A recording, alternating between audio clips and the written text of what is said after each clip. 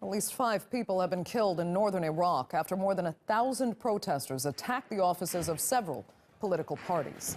Now, the violence broke out as demonstrators called for the Kurdish regional government to resign. Protesters have been angered by unpaid public sector salaries and years of austerity measures.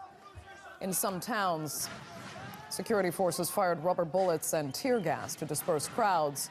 More than 90 people have been injured over 3 days of protests. For more, I'm joined now by TRT World's defense and security analyst, Oubai Shahbandar, here in the studio. Thanks for coming in, Oubai. Now, more than just protests of frustration with austerity and whatnot, some are actually describing this as a movement akin to the Arab Spring. Well, we're seeing mass protests steadily spreading from Sulaymaniyah, the second largest city in northern Iraq, and they're steadily reaching Erbil. Lots of talk that this could potentially be a mass uprising. 6 people have already been reported killed.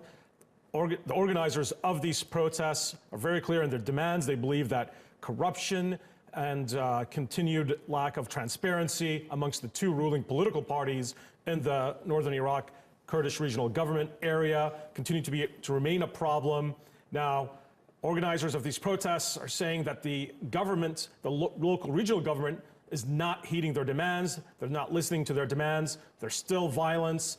In fact, we just saw a report that the governor of Erbil has released a statement banning any future protests. So this may really pour more fuel on the fire, potentially even more protests spreading throughout northern Iraq. Could this be another Arab Spring situation?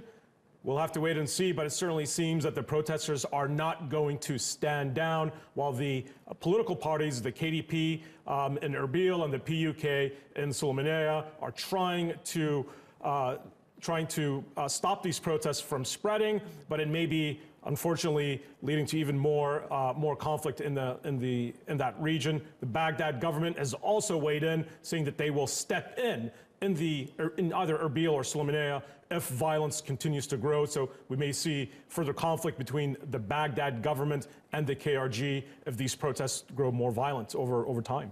Okay, Oubai, unfortunately, we're going to have to leave it there. Thanks so much for bringing some clarity to that.